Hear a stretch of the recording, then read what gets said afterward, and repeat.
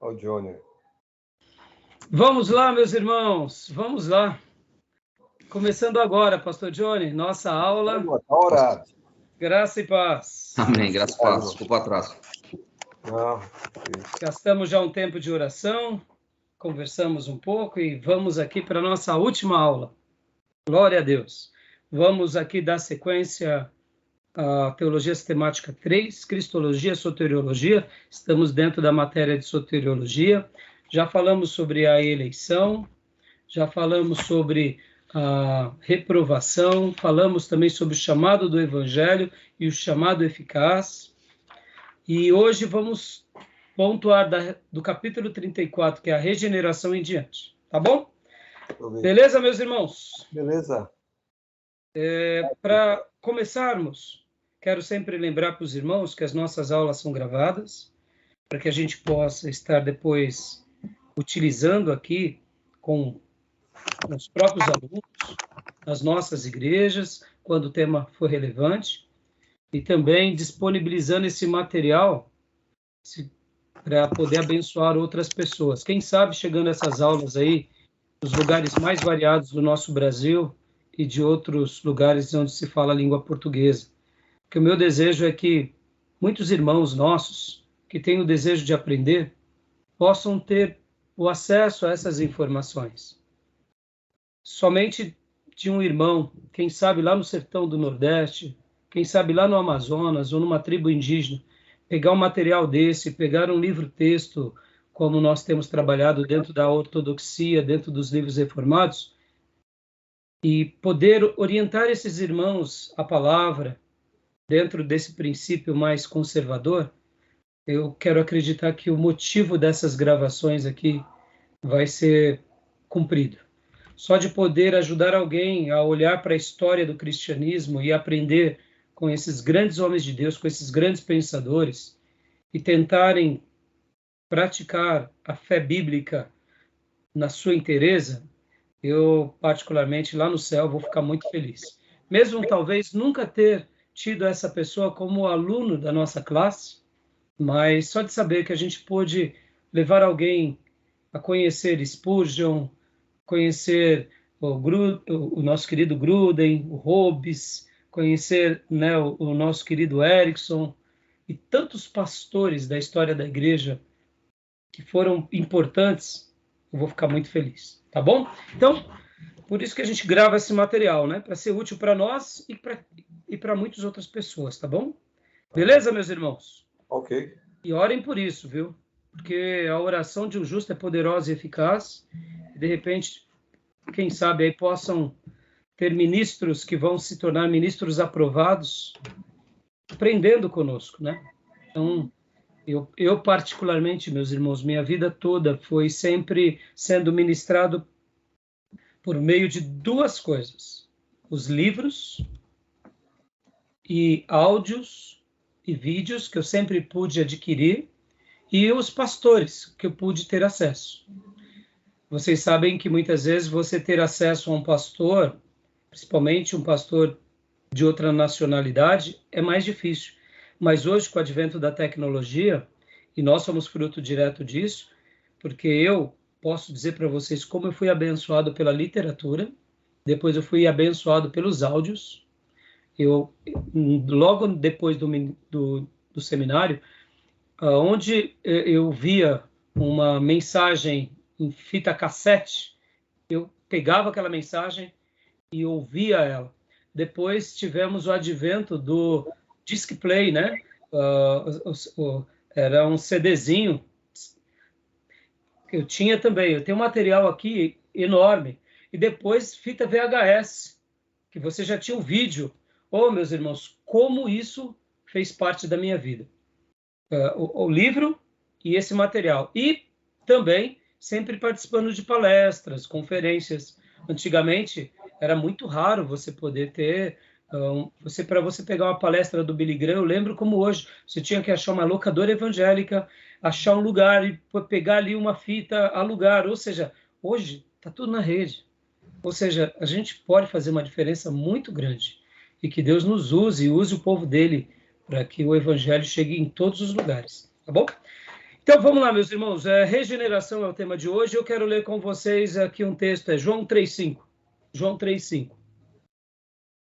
Nós estaremos trabalhando principalmente nos slides, mas estaremos lendo o livro-texto também, tá bom? Então, Evangelho de João, capítulo de número 3, versículo de número 5. Quem achou, pode ler para nós, por favor?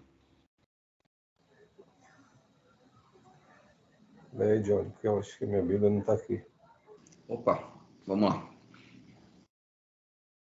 Respondeu Jesus: digo a verdade, ninguém pode entrar no reino de Deus se não nascer da água e do Espírito. Aleluia. Amém. Isso é uma das verdades mais lindas. Ninguém pode. Ninguém pode.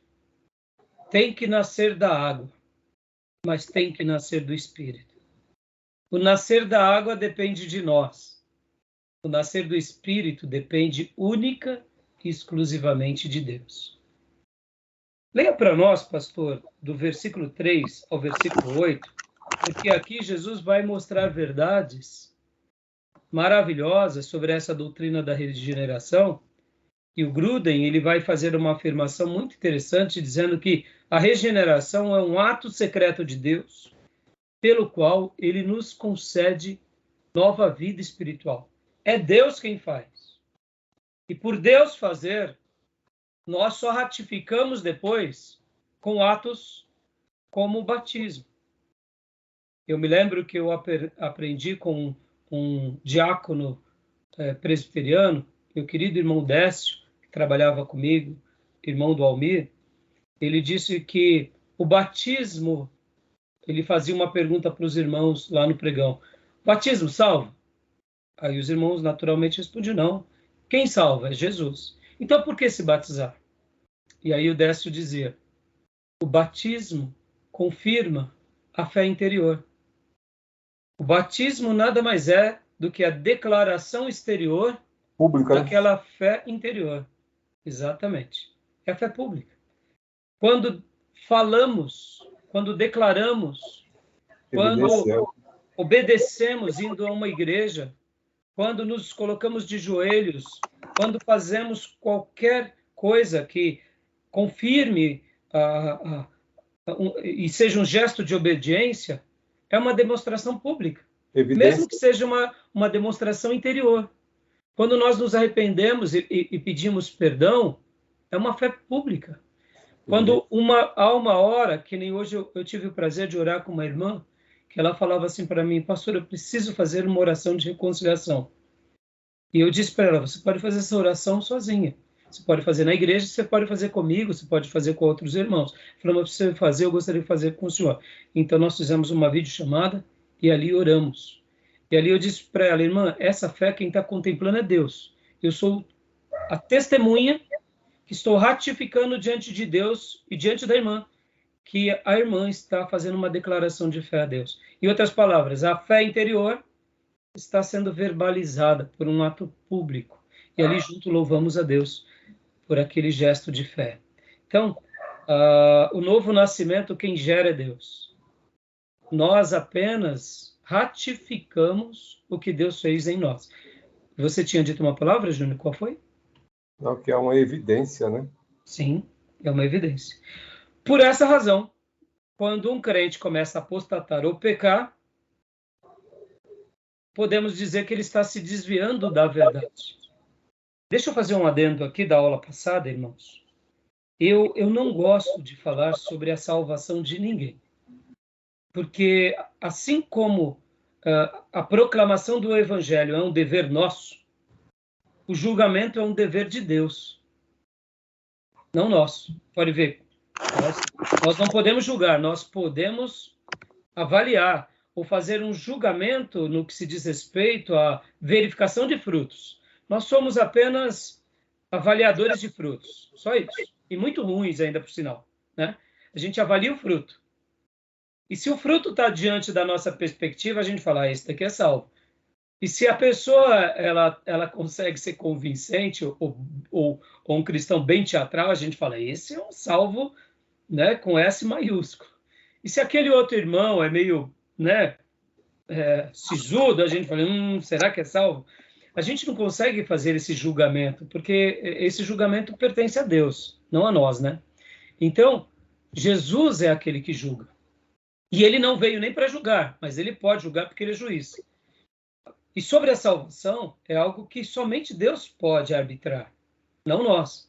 Nós podemos mostrar que há caminhos para o salvo, que há princípios para o salvo, que há evidências de que um salvo caminha daquela forma. Mas a gente não pode dizer se uma pessoa está salva ou não, porque a gente gosta ou não gosta, ou porque ela deu um glória a Deus, ou porque ela caminhou um pouquinho. É por isso que sobre o assunto da salvação, nós precisamos aprender a lidar com esse certo temor. Porque essa é uma pauta que está nas mãos do Senhor. Nós podemos até dizer, eu creio que sim, que ele descansou no Senhor, porque os frutos dele, a vida dele, a pregação dele, e assim a gente consola uns aos outros, mas a última palavra é de Deus sobre esse assunto. Na verdade, pode ver que a pregação do evangelho é uma tarefa nossa. O discipulado é uma tarefa nossa. E aí a gente pode, sim, fazer apontamentos com mais segurança, tá bom? Mas eu procuro ter esse cuidado. Então, leia para nós, pastor Johnny. Do 3 ao 8, você falou?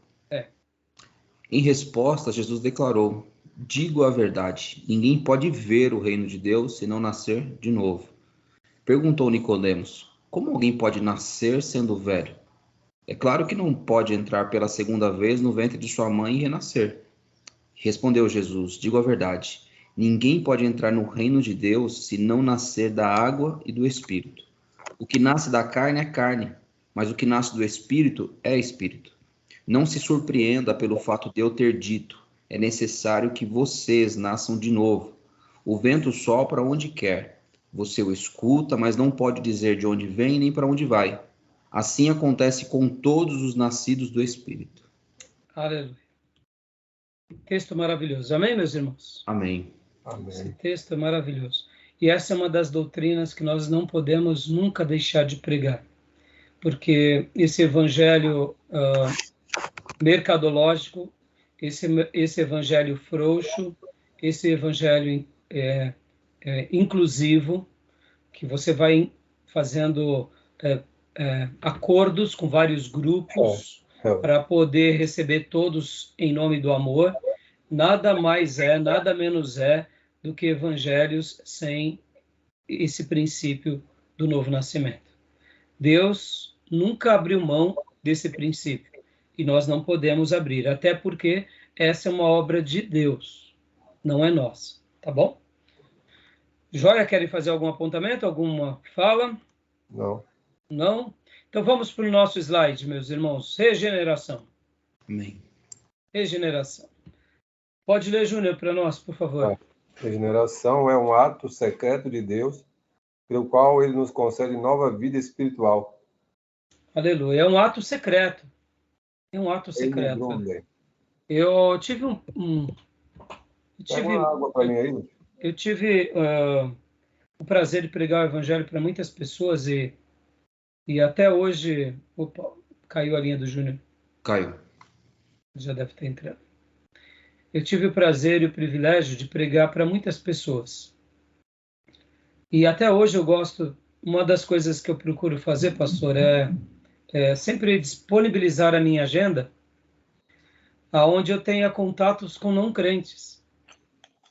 Então, eu sempre procurei ter esse pensamento para me provocar a evangelizar.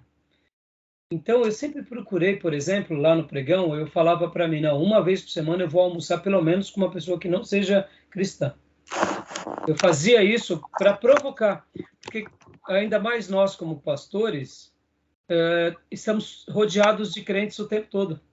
Ora ajudando, ora tendo comunhão, e tem vezes que nós perdemos essa experiência, que é a experiência de pregar para o não crente, viver ali testemunhando para o não crente. Então, eu preguei muito na época da Bolsa e foi muito legal. E eu lembro que eu tive na Comunidade da Graça, eles tinham um trabalho toda segunda-feira, Centro Professorado Paulista, lá na Liberdade. O Júnior deve ter conhecido. Eu ia. E então, quando saíamos do trabalho, tinha um amigo nosso que era da comunidade, ele nos mostrou que tinha esse trabalho.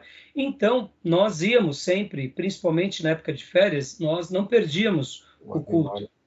Eu lembro que eu, sempre que podia, eu levava os meus amigos do pregão para o CPP. E eu lembro que eu levei um amigo chamado Ricardo. O apelido dele era Sapatão. Lá no pregão, era tudo por apelido. Enquanto estávamos lá naquele culto maravilhoso, o Sapatão, ele não era cristão. E ele começou a chorar. E ele chorava copiosamente. E ele olhava para mim e falava: o que está acontecendo comigo? E eu falei assim: Deus está te visitando. E ele chorava. Eu falei: meu, o que aconteceu comigo? E eu falava assim: louvado seja Deus, o Senhor está te visitando. Legal. E assim, irmãos, mas como assim? Eu falei: olha, só dê espaço, porque é Deus que está trabalhando no seu coração. Resumindo, estivemos ali, passado algum tempo, ele se converteu numa outra igreja, mas ali foi o grande estopim da vida dele, ele se tornou um obreiro. E o Gruden, quando ele faz essa afirmação aqui, me faz lembrar o Sapatão. Regeneração é um ato secreto de Deus pelo qual ele nos concede vida espiritual. Ou seja, em algum momento, de alguma forma, o Senhor vai derramar vida sobre nós. Quando Deus me colocou na Igreja Batista Missionária, a primeira alma que eu ganhei para Jesus foi muito curioso, porque nós estávamos ali num pequeno grupo, a nossa igreja se reunia apenas algumas pessoas, e depois de alguns domingos, uma moça no final do culto me procurou, o nome dela era Sandrinha, e ela disse assim: eu quero entregar a minha vida a Jesus. E eu fiquei muito feliz, porque ela não era cristã, e ela teve essa atitude voluntária de querer entregar a vida dela a Jesus. E então, no momento em que ela aceitou a Jesus, eu fiquei assim, felicíssimo, porque não foi a persuasão do apelo, foi a proclamação do evangelho naquele coração, aonde ela voluntariamente se rendeu a Cristo. E uma das coisas que mais marcou a minha vida na Igreja Batista Missionária é que muitas vezes, em muitos cultos, até em vigílias, as pessoas aí no final do culto me procuram, falando: olha, eu quero entregar a minha vida a Jesus. Isso, para mim, é um presente. Faço apelo, não sou apelativo, mas eu quero acreditar que quando uma pessoa, de fato, é visitada pelo Espírito Santo de Deus, pode até faltar apelo, mas o Espírito Santo já trabalhou misteriosamente, silenciosamente, secretamente naquele coração. E quando Deus faz isso, a pessoa pode estar na igreja ou não estar na igreja, onde ela estiver, ali tem uma pessoa regenerada. Na minha opinião, a igreja contemporânea, ela faz muitos apelos emotivos, mas ela não preserva as verdadeiras conversões. Muitas pessoas vão até à frente chorando, com fundo musical, aqueles apelos bem emotivos. Na minha opinião, eu acho isso muito perigoso. Não estou dizendo que não possa ser feito, mas eu quero acreditar que a regeneração, ela pode até passar pelas emoções, mas ela está muito mais além. Ela é uma obra do Espírito. E por ser obra do Espírito, são características totalmente diferentes. Então, fica aqui, né, a minha fala, porque eu acredito que hoje, e principalmente depois de Finney, eu não sei se vocês sabem, que a história do protestantismo não é uma história onde se faziam muitos apelos. Até Charles Finney. Charles Finney se dizia ser um reformado, mas na realidade ele era mais um arminiano. Ele era um advogado. E aí ele começa a proclamar o evangelho e ele, então, começou a desafiar as pessoas a tomarem uma decisão. E houve um número muito grande de decisões, e a partir de Charles Finney cria-se essa cultura de se fazer apelo. Mas antes de Charles Finney, nos dias de Wesley, de Whitefield e até de Spurgeon, não era comum se fazer apelo. As pessoas, depois da proclamação do Evangelho, elas procuravam os sacerdotes, os líderes e falavam: eu quero me tornar um cristão.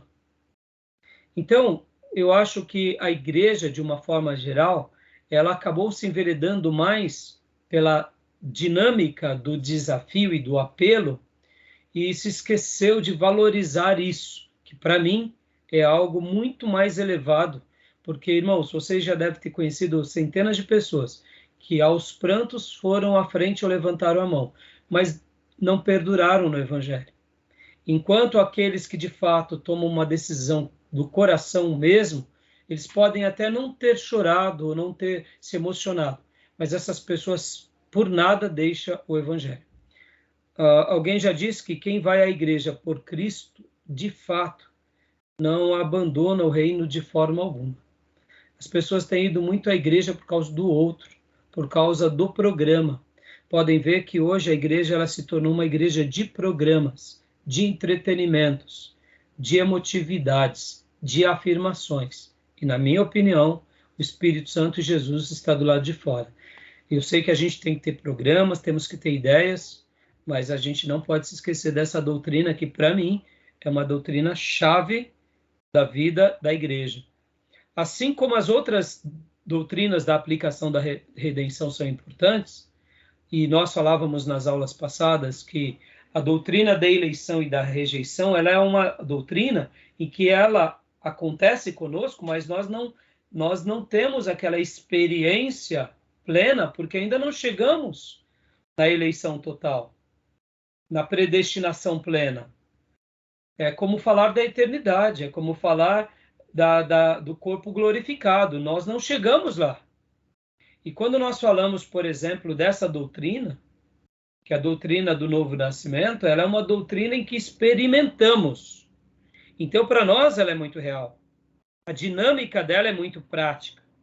E a gente não pode abrir mão dela. Tá bom, meus irmãos? Joia? Querem fazer algum comentário?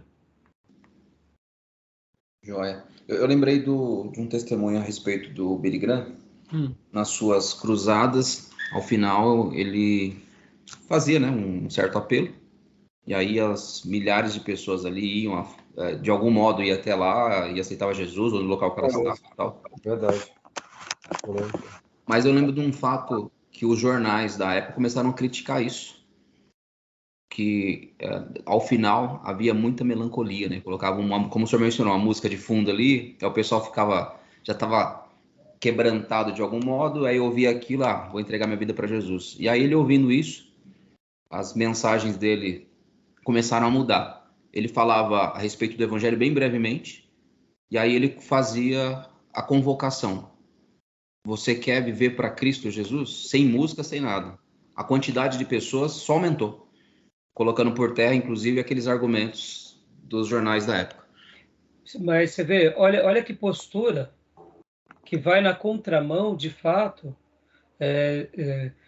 vamos dizer assim, do que eu acabo de dizer, da melancolia.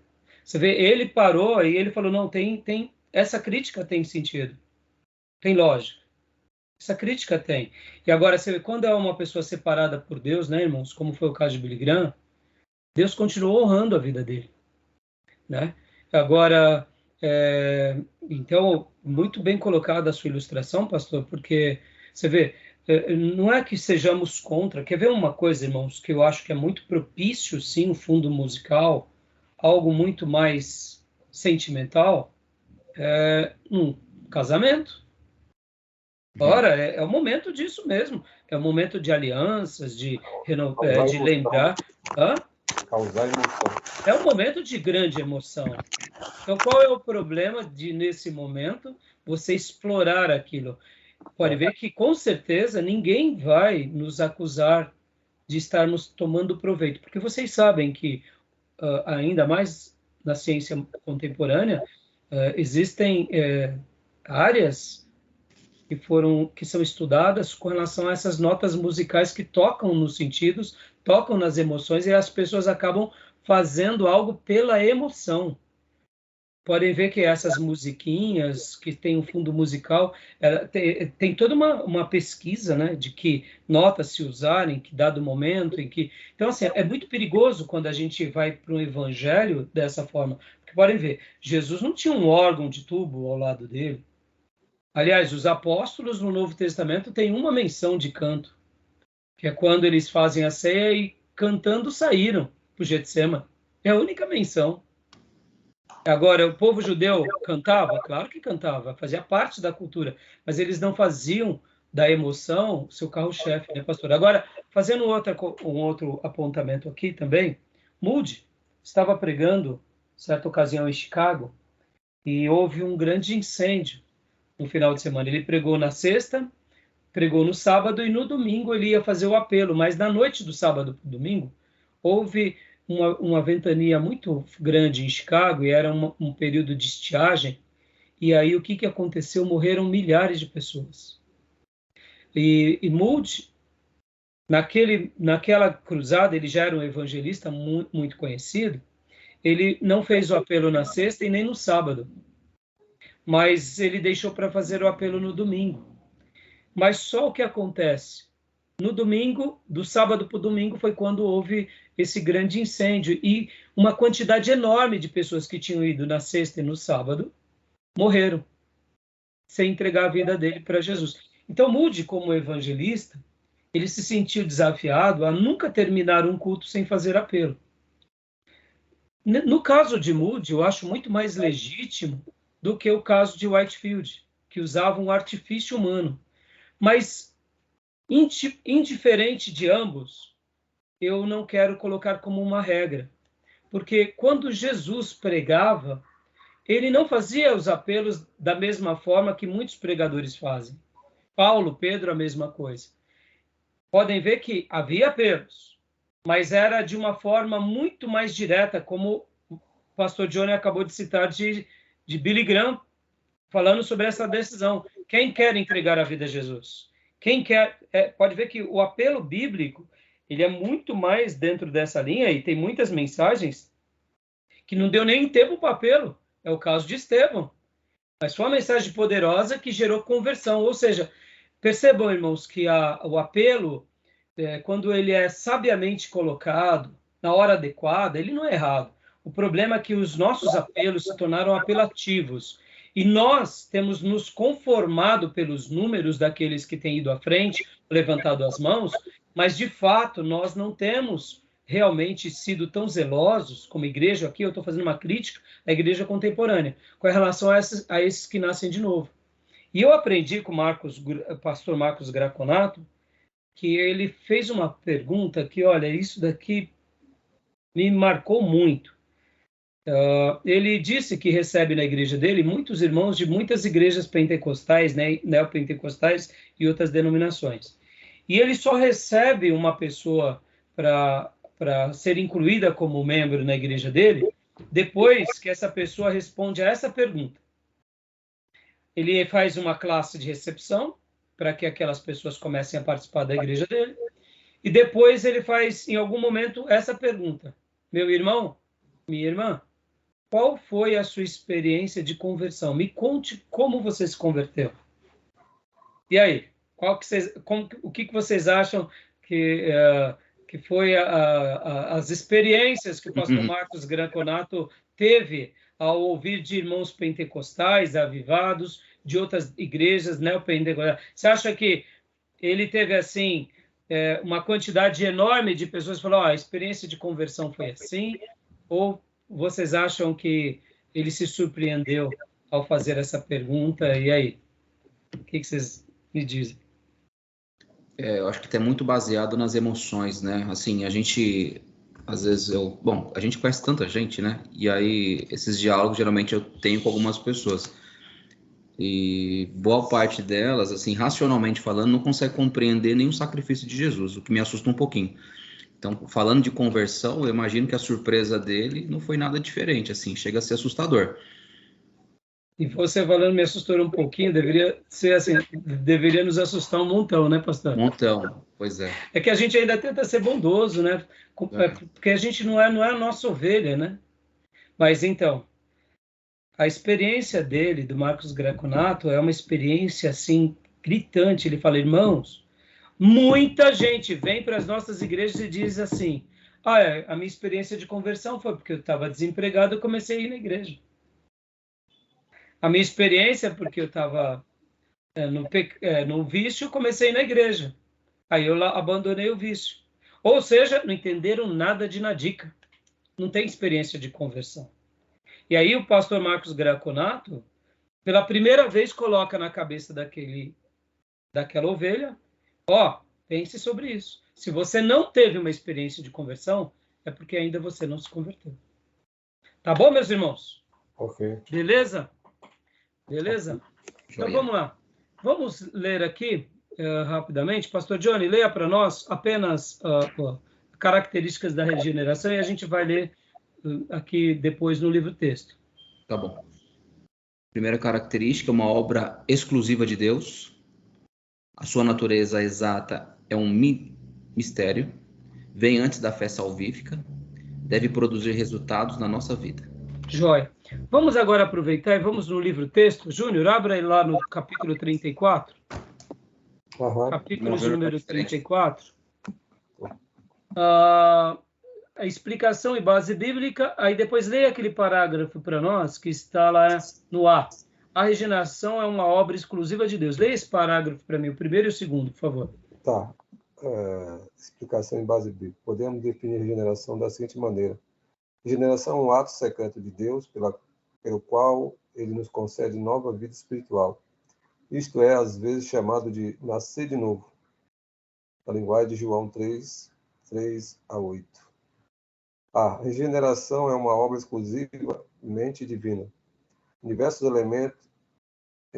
elementos da aplicação da redenção que analisaremos nos próximos capítulos, desempenhamos uma parte ativa. Isso se aplica, por exemplo, à conversão, à santificação e à perseverança. Mas na obra de regeneração não desempenhamos papel ativo algum. Em vez disso, é uma obra exclusivamente divina. Vemos isso, por exemplo, quando João fala a respeito daqueles a quem Cristo deu poder de se tornarem filhos de Deus. Eles não nasceram do sangue, nem da vontade da carne, nem da vontade do homem, mas de Deus. João 1:13. Aqui João especifica que os filhos de Deus são os que nasceram de Deus, que nossa vontade humana, a vontade do homem, não realiza esse tipo de nascimento. Pode ler o próximo parágrafo, por favor. O fato de que somos passivos na regeneração também fica evidente quando as Escrituras se referem a ela como nascer de novo. Não escolhemos nascer fisicamente, é algo que nos acontece. De forma semelhante, essa analogia nas Escrituras sugere que somos inteiramente passivos na regeneração. Joia. Dá uma pausa aí, Júnior. Joia. Graça e paz, Maísa. Seja bem-vinda, filha. Olha só que legal, irmãos.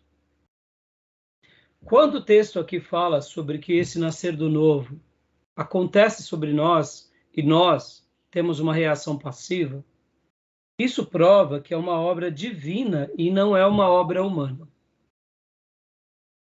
Lembram que no final da aula passada, quando eu falei sobre a eleição, predestinação, sobre a rejeição, depois eu falei sobre o chamado do evangelho, o chamado eficaz, e aí agora a gente está falando sobre essa questão do novo nascimento.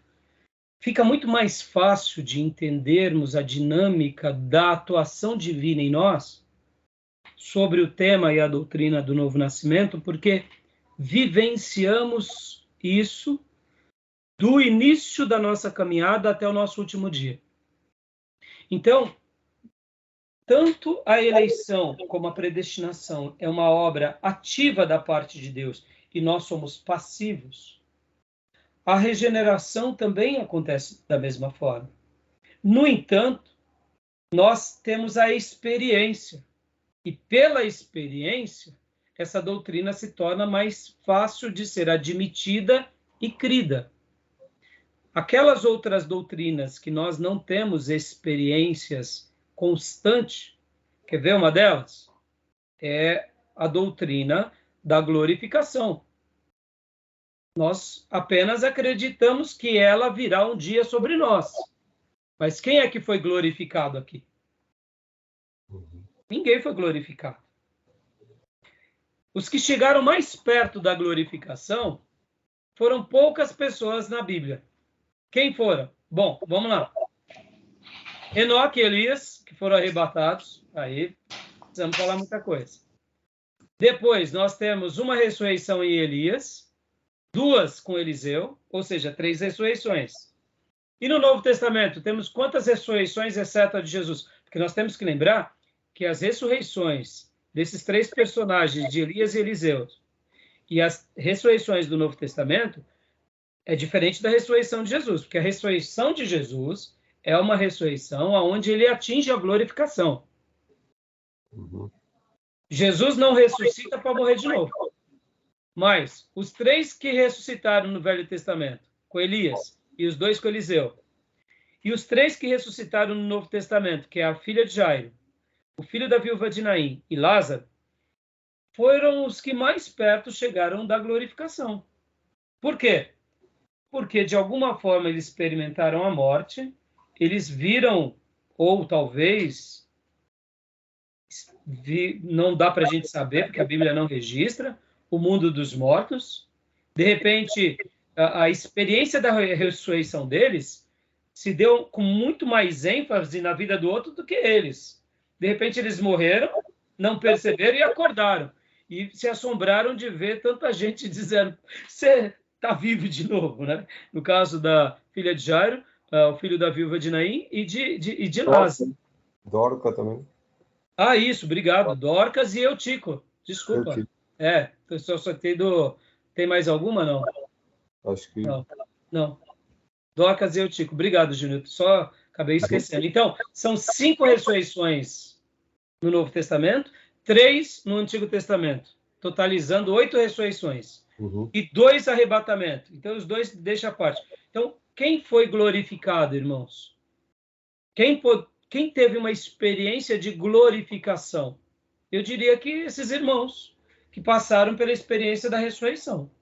Eles viram o poder de Deus atuando no corpo físico deles. De que forma? De uma forma poderosa. Onde a morte deixou de existir durante um período e eles voltaram a morrer depois. Nem perceberam eles. Pode ser que sim, pode ser que não. Não dá para a gente entrar nos detalhes, né, Júnior? Mas seja o que for, a doutrina da glorificação é uma doutrina que nós exercitamos ela pela fé, a gente vai chegar lá, mas a gente não tem essa experiência prática. Ela é muito mais uma experiência normativa. A gente crê no princípio bíblico, se apropria dele, é uma profecia, mas nós não experimentamos. Já a regeneração, sim.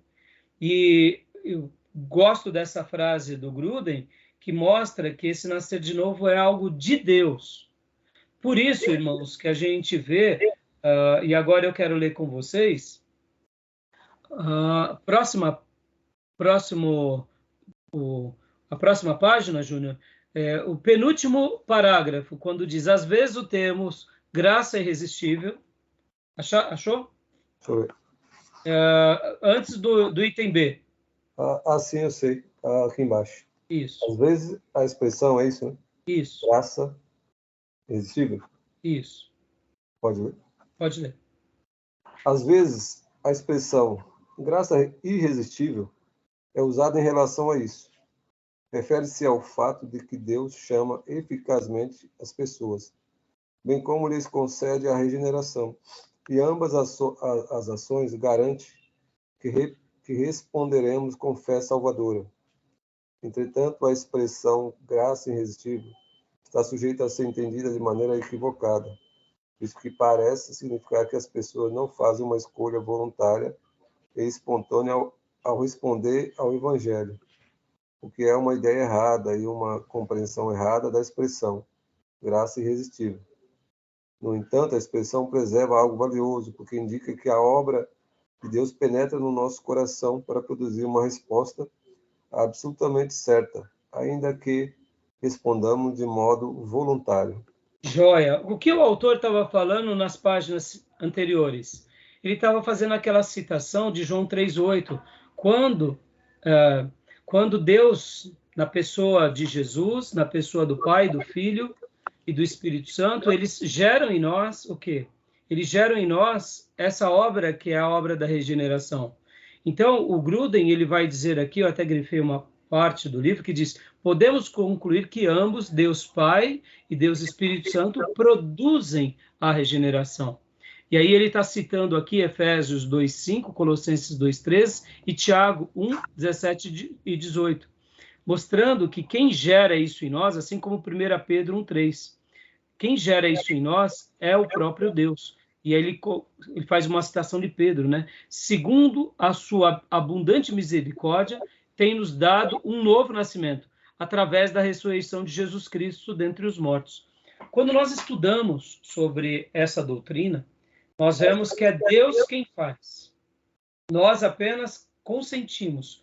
Por isso que aquela ideia que mencionamos na aula passada, de que há uma depravação total no ser humano, e que esse ser humano não tem como escolher a Deus, a não ser com o auxílio de Deus, não deixa de ser verdade. Porque quando Deus nos visita dessa forma, ele realmente nos visita tocando os nossos sentidos de forma tão poderosa, gerando em nós essa vida que somente ele poderia nos dar. Nós apenas admitimos. Por isso que esse termo, graça irresistível, mesmo que seja distorcido por muitos, acaba tendo um valor muito grande na sua essência. Deixa eu fazer aqui mais um comentário para ajudar vocês. Eu, como mencionei há pouco nas aulas passadas, não tenho nenhum problema com relação ao calvinismo, mas eu queria levar em consideração aqui algumas coisas com vocês, para vocês tomarem um certo cuidado. Vou tentar explicar.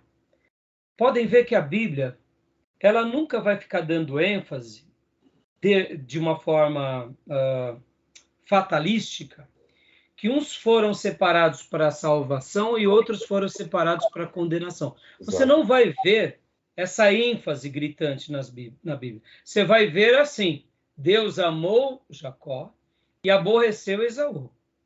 Me explica o que é aborrecer. Você vai dar 1000 explicações. Cada teólogo vai falar. Mas vamos lá. No frigir dos ovos, será que Esaú não se arrependeu em algum momento? A Bíblia não vai mostrar nada sobre essa questão. Mas aí onde entram, lembra que eu falei, os xiitas e os sunitas do calvinismo, eles vão tentar colocar palavras que a Bíblia não coloca, e em cima desses termos é onde geralmente estão as confusões. Por exemplo, graça irresistível. Há uma ideia muito boa sobre ela. Quando nós lemos os textos bíblicos de Pedro, de Tiago, de João, de 1 João, há uma exuberância nessa revelação, onde Deus nos atinge, onde Deus é ativo e nós somos passivos.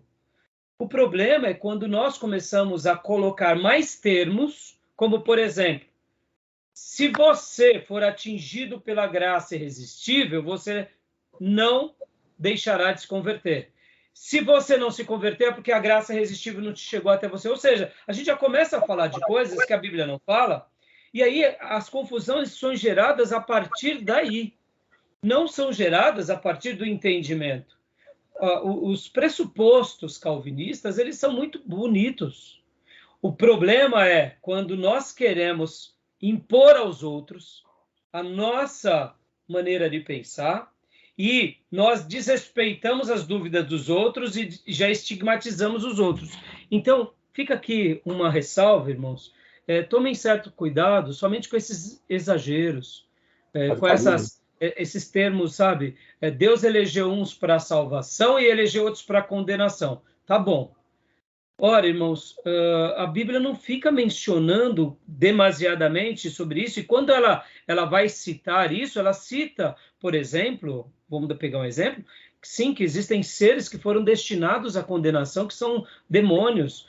E quando a Bíblia vai falar sobre seres humanos que vão para o inferno, a Bíblia também mostra da seguinte maneira, ela mostra que o inferno foi criado para Satanás e para os demônios, não para os seres humanos. Ou seja, Deus não é fatalístico, mas as definições teológicas são. Vocês estão entendendo onde está o problema, irmãos? Então é nisso que eu quero que vocês tomem um certo cuidado, porque eu acho que esses irmãos que são fatalísticos, mesmo que eles tenham terminologias teológicas corretas, muitas vezes eles acabam indo por um exagero, e esse exagero não é bom.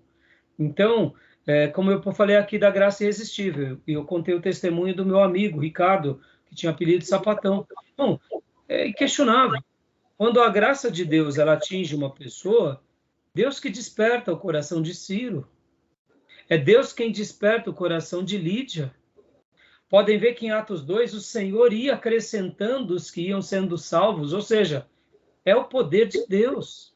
Quando isso acontecerá, de que forma acontecerá, como acontecerá, o mistério de Deus. Nós não somos os precursores dessa obra. O pastor Johnny comentou aqui sobre o Billy Graham. Deus levantou o Billy Graham para uma obra exclusiva, isso é fato. Deus levantou Moody para uma obra exclusiva, isso é fato. É o Espírito Santo usando eles são instrumentos de Deus. Precisamos nos preparar para sermos usados assim, sim, mas isso não está no nosso controle. Então fica aqui esse destaque, né? Porque eu particularmente gosto muito dessa ideia do chamado eficaz, acredito nele, e eu acredito nele que nós teremos ciência dele, não necessariamente no dia, mas depois. Quando nós olhamos para a nossa história e nós nos encontramos servindo a Deus e nós entendemos. O que me atingiu não foi a minha própria escolha, mas foi o chamado eficaz de Deus. Foi o Pai falando poderosamente, foi o Filho e o Espírito Santo junto com o Pai trabalhando, regenerando a minha vida, fazendo com que a divina semente passasse a nascer dentro do meu coração, e agora o meu dever é apenas nutrir essa divina semente. E só para eu concluir essa ideia, irmãos, olha só que interessante, irmãos, essas doutrinas da aplicação da redenção. Podem ver que em todas elas é o Espírito Santo trabalhando. Na eleição é o Espírito Santo trabalhando, na predestinação é o Espírito Santo trabalhando, na pregação do Evangelho é o Espírito Santo trabalhando, na proclamação do Evangelho chamado eficaz é o Espírito Santo trabalhando, na regeneração é o Espírito Santo trabalhando, na santificação é o Espírito Santo trabalhando. Agora, olha só que interessante. Em algumas dessas doutrinas da regeneração, como a gente já vai ver já na santificação, o ser humano é mais ativo. Em outras doutrinas da redenção, o ser humano é menos ativo. Deus é mais ativo. Da santificação, nós só nos tornamos santos pela ajuda de Deus. Ele atua, mas é uma atitude ativa mais nossa, depende mais de nós e não de Deus. Na eleição, depende praticamente tudo de Deus, nada de nós. Nós acreditamos. Então, perceba que o problema, geralmente, do entendimento dessas doutrinas está na forma em que o Espírito Santo trabalha e na forma em que nós reagimos a elas. O novo nascimento, Deus gera, nós praticamos a manutenção. Na santificação, Deus nos impele e nós praticamente o tempo todo desenvolvemos a nossa salvação. Nós não nos tornaremos mais santos dormindo, sendo preguiçosos, não indo à igreja. Precisamos o quê? Ter o quê? Disciplinas para se tornarmos santos. Pode ver que, nesse caso, há uma atividade humana e parece-nos que há uma passividade divina. Já na doutrina da regeneração, há um equilíbrio, onde há uma atividade divina. Num primeiro momento, há uma passividade humana, porque é ele que gera. Logo depois do batismo, começa a nossa atividade. na doutrina da predestinação e eleição, há uma atividade divina e há uma passividade humana. E praticamente assim a gente se conserva durante muito tempo. Por que eu estou fazendo esse paralelo aqui para ensinar vocês? Olha só, aonde Hebreus fala que a palavra de Deus ela atua? Hebreus vai dizer que a palavra de Deus ela é viva e eficaz. E ela consegue penetrar até a divisão dos ossos e medulas, do espírito da alma. Não é isso? Ou seja, vamos aqui, indiferente dos postulados dicotomistas ou tricotomistas. Eu sou tricotomista, mas eu entendo que a linguagem dicotomista ela é até mais lúcida, como teologia. No entanto, aonde está a separação entre a nossa alma e o espírito? Eu não sei. Eu sei que há uma separação sutil. Há aqueles que dizem que não há uma separação. Uma está dentro da outra. A alma está dentro do espírito ou o espírito dentro da alma e é uma coisa só. Tudo bem. Mas a Bíblia lá em Hebreus vai falar que a palavra de Deus consegue atingir o indivisível. E eu quero agora usar essa mesma figura de linguagem nas doutrinas da aplicação da redenção com o poder do Espírito Santo na nossa vida. Em algumas doutrinas, fica muito mais claro a divisão da nossa participação. Em outras doutrinas, fica muito mais difícil a nossa participação. Então, por que eu estou falando tudo isso para vocês? Porque eu gosto muito dessa ideia, irmãos, quando nós começamos a entender a nossa participação. Porque tem vezes que a gente tem um pouco de dificuldade nisso. Por exemplo, na doutrina da conversão e do arrependimento, é Deus nos chamando, mas é o homem sendo ativo o tempo todo. Pode ver que a gente tem que dar uma resposta, de dar a meia volta, de se reprogramar. Então, olha que interessante. Dentro das doutrinas da aplicação da redenção, há algumas que nós somos muito mais ativos e precursores. E Deus é como se ele abrisse a porta e dissesse, meu filho, passe, eu já abri a porta. Em outras doutrinas, ele diz, meu filho, somente me observa, sou eu quem faço, creem em mim, esperem eu agir o tempo todo em você. E aí depois, em algum momento, Deus diz, agora você pode agir. Percebam que há uma diferenciação. O grande problema nosso, ao fazer teologia, é que a gente tenta ser ativo o tempo todo em todas as doutrinas. Ou a gente é passivo o tempo todo em todas as doutrinas. E é por isso que as confusões vão sendo geradas. Os arminianos vão dizer, eu tenho o livre-arbítrio, por isso eu estou sendo protagonista, eu sou ativo o tempo todo. Os calvinistas, principalmente aqueles exagerados, vão dizer, não, é Deus quem faz tudo e a gente não precisa fazer nada. Por isso que um calvinista equilibrado, ele consegue enxergar essas nuances de acordo com cada doutrina, e eles conseguem saber aonde está o seu dever e aonde está a atuação de Deus, até onde podemos fazer e aonde não. Por exemplo, irmãos, o que acontece em cada culto na igreja, porque eu gosto muito de Martin Lloyd Jones. Martin Lloyd Jones falava que quando um pastor pregava, e ele pregava pelo poder do Espírito Santo, o que vai ser gerado no coração da igreja vai ser de acordo com o Espírito Santo. O pastor não tem o controle disso. O pastor prega uma mensagem e a repercussão ela é incalculável. Por quê? Porque, na realidade, não é o pastor é o canal do Espírito Santo naquele momento em que ele fala. Ele leva a palavra e essa palavra de vida vai gerando vida no coração das pessoas das formas mais variadas. Ou seja, perceba, nós atuamos, somos ativos até certo ponto. Daqui para lá é Deus. E por isso que Martin Lloyd Jones, naquele livro Pregação e Pregadores, ele vai deixar aqui um desafio muito lindo, mostrando o seguinte, o culto e a igreja depende de Deus e do Espírito Santo. O culto é dele, nós somos instrumentos dele, precisamos deixá-lo trabalhar e ser usado.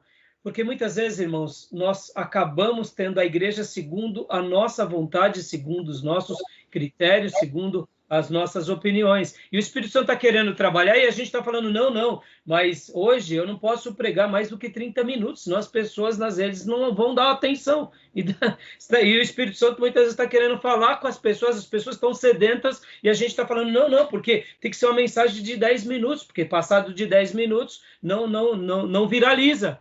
E aí a gente fica rotulando o poder de Deus. Martin Lloyd Jones conta experiências que ele ia pregar nas rádios e muitas vezes tinha um tempo. E quando acabava o tempo, o pessoal lá da rádio desligava e ele continuava pregando para ninguém. Mas aí depois vinham as pessoas e falavam assim, eu queria concluir, eu queria ouvir mais a mensagem. Aí nas próximas vezes deixava ele pregar o tempo todo que ele precisava pregar. Por quê? Porque, irmãos, a gente não tem esse controle, a gente precisa ter essa maturidade que Deus está nos usando, mas ao mesmo tempo nós não somos o protagonista. Em algumas horas nós somos mais ativos, mas em outras horas ele é o ativo, a gente é mais passivo. E assim a gente vai aprendendo. E as doutrinas da aplicação da redenção vão ter essa dinâmica o tempo todo. Ora Deus é mais ativo, ora... Tá bom, meus irmãos? Beleza? Tudo bem? Tranquilo? Então, vamos lá. Então, agora, vamos para o próximo slide aqui. Joia. Alguma dúvida ainda sobre esse assunto, irmãos, sobre a regeneração? Algum comentário? Não, o que eu queria ver é o seguinte. Vem antes a fé salvífica, né? Então... Por quê, né? Por que será que ele está fazendo essa afirmação, Júnior? É interessante essa afirmação. Por que vem antes da fé salvífica? O que vocês acham, irmãos? Tem a ver com entendimento? Tem a ver com entendimento, mas tem a ver com outra coisa. Vamos lá para os textos bíblicos. Vamos resolver isso daqui nos textos bíblicos. João 3,5, pastor, e 6,44. E 6,65. Júnior, leia para nós Atos 16,14 e Maísa, 1 Coríntios 2,14. Quando ele fala sobre essa ideia que vem antes da fé salvífica, é porque ele está querendo dar a honra e o mérito a Deus, totalmente a Deus. Que se não for pelo poder de Deus, isso não acontece em nós. Então, leia para nós, João 3,5, por favor, pastor. Vamos lá. Respondeu Jesus, digo a verdade, ninguém pode entrar no reino de Deus se não nascer da água e do Espírito.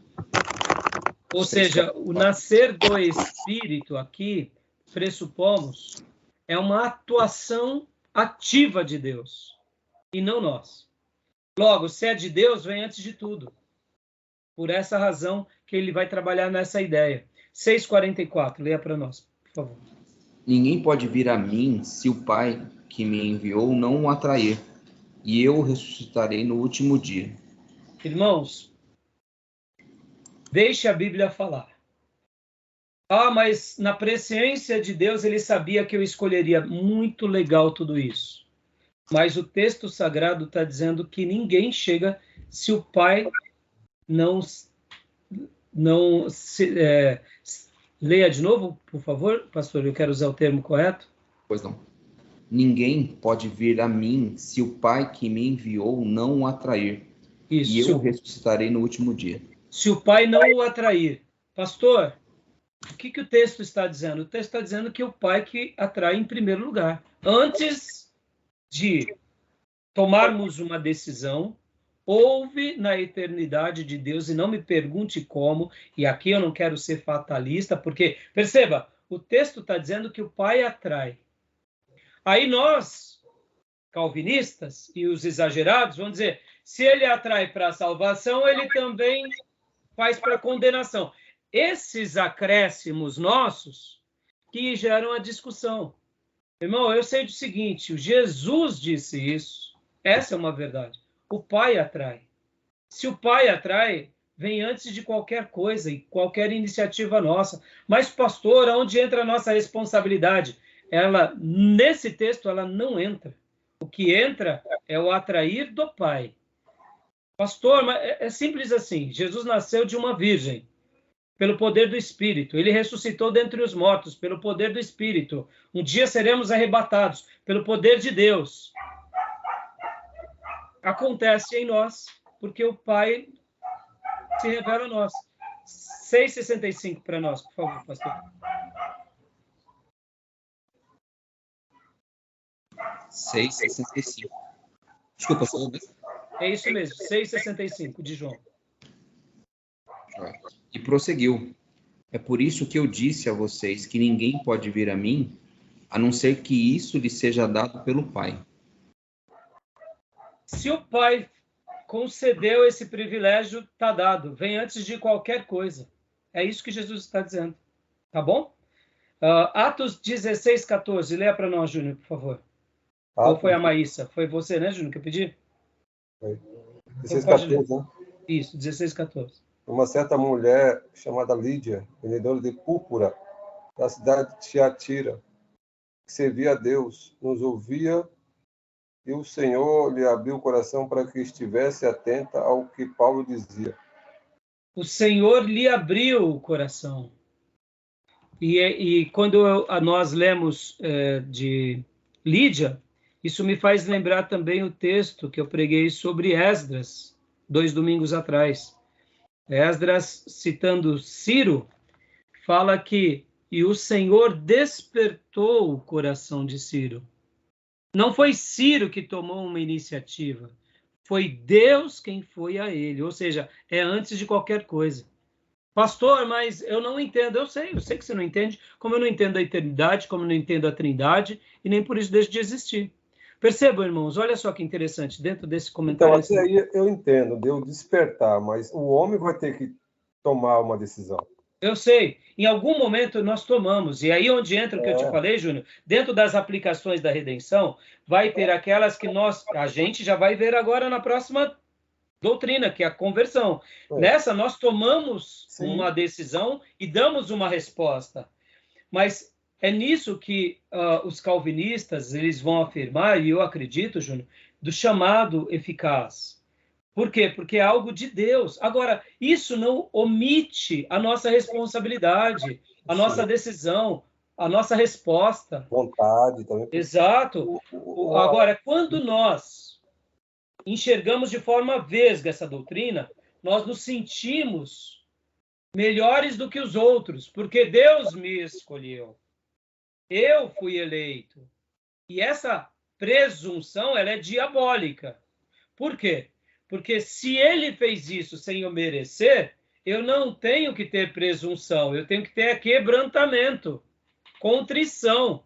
Porque como pode o Deus de amor olhar para um pecador como eu e falar, eu vou te salvar? Eu não merecia. Então, aonde eu posso me jactanciar? Jamais diante desse fato. Por isso que aqueles que olham de forma vesga e míope para essa doutrina, eles vão ir para outros exageros, mostrando algo mais ou menos como esse que eu acabo de dizer da vanglória.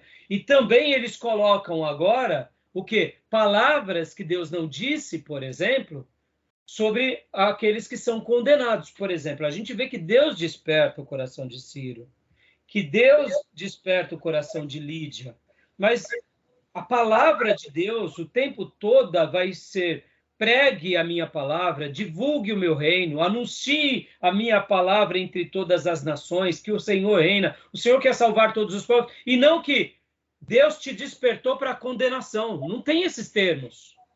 Essa nação existiu para ser condenada. Não tem esses termos, porque nos debates teológicos dos que são kamikaze, eles quase que colocam essas afirmações. E aí onde entram essas palavras humanas, quase que querendo parafrasear as palavras de Deus, e aí vira uma celeuma. Por exemplo, irmãos, voltando, a doutrina da Trindade. A palavra Trindade não tem na Bíblia, mas nós entendemos que a doutrina da Trindade está ali. O chamado eficaz, essa expressão não está na Bíblia, mas nós lendo o texto, compreendemos. Ao ler esses versículos, compreendemos que o chamado... A regeneração vem antes da fé salvífica, mas o problema não está na compreensão disso, o problema está naquilo que se faz a partir de. Aí que está o problema. Pega os kamikaze e começam a colocar tudo nas mãos de Deus, e não coloca na responsabilidade humana nada para nós. Aí fica o desequilíbrio. Entendeu? Uhum. Tudo bem, Júnior? Tudo bem, irmãos? Esse texto aí, esses versículos que nós estamos lendo, que ele está usando como base, fundamento para dizer que ela ocorre a regeneração antes da fé salvífica, eu acho que é o contrário. Esse texto aponta para a fé salvífica. Tanto é que Lídia aqui dizia que é servir a Deus. Então, mas o que ela fala que servia, isso é um fato. No entanto, quando fala que é o Senhor quem desperta ela, né? Que é o Senhor quem faz essa obra na vida dela. O texto, ao mesmo tempo, está dando ênfase ao Senhor. O texto que nós lemos de João dá ênfase ao Pai, chamando, o Pai fazendo. Então, Júnior, há algum problema nisso? Nenhum problema. O problema está a partir do que se faz a respeito disso.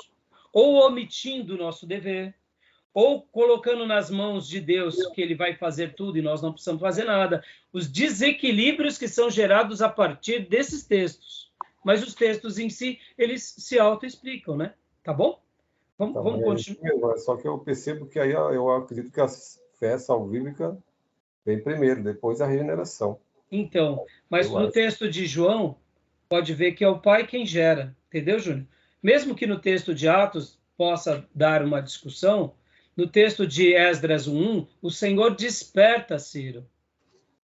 O texto aponta para isso, entendeu? No texto de Lídia eu até concordo, porque fala que ela já servia.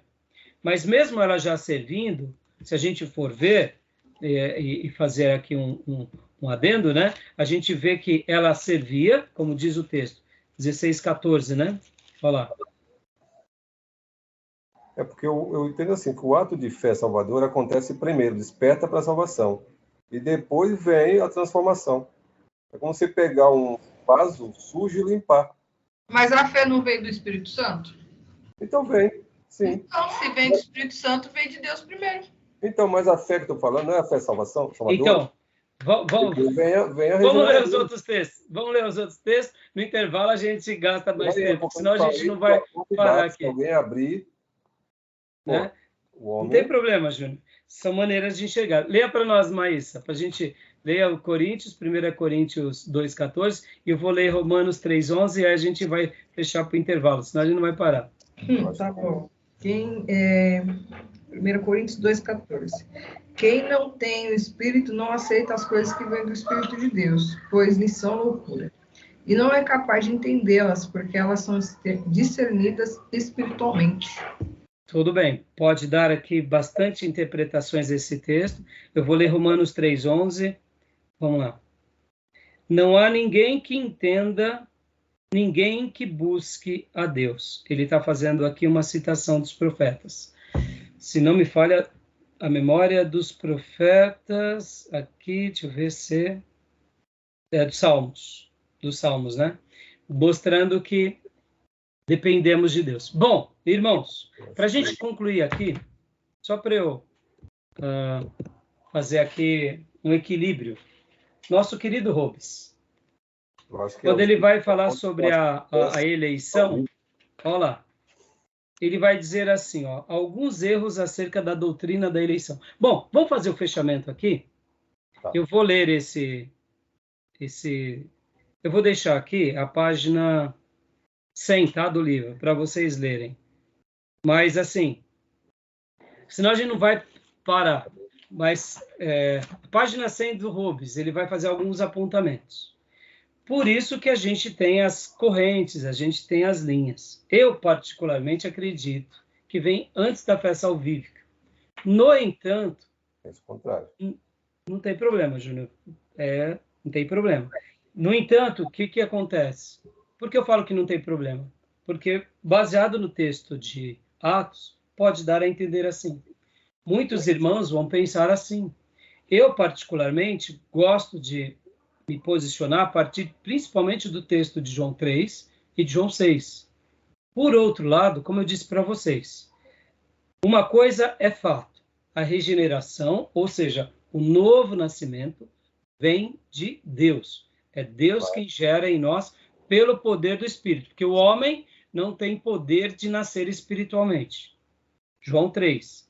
Se ele não tem poder, Então, vem antes da fé salvífica. Tá bom? No entanto, o termo fé salvífica, alguns vão dizer que, assim como a graça vem de Deus, a fé salvífica vem de Deus. Outros vão dizer que a fé salvífica depende de nós.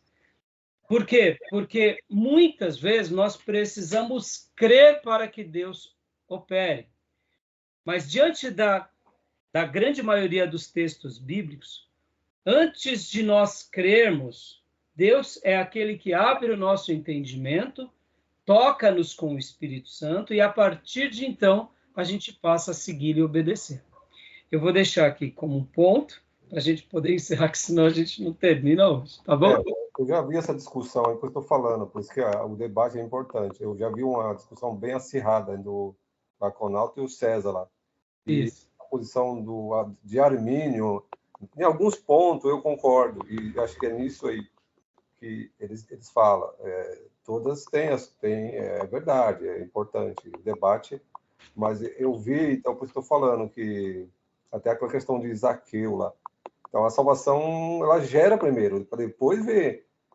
Então, a gente vai já na conversão, Júnior, eu vou trabalhar um pouco melhor esses pontos, porque o lance da fé salvífica, na minha opinião, tá, irmãos? Ela é um presente de Deus, que Deus nos dá. Em algum momento, lembra que eu falei do passivo e do ativo? Deus, ele está dando para nós ativamente a fé salvífica, como a graça. Efésios 2.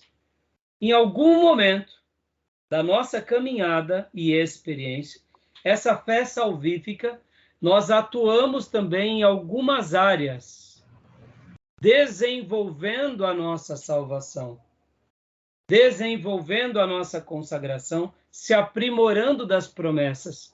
E é por isso que muitas vezes nós precisamos crer. Em algum momento, o homem sai, em alguns instantes, da sua passividade e entra na sua atividade. No entanto, essas questões da atividade estão mais ligadas às promessas condicionais e não necessariamente à salvação.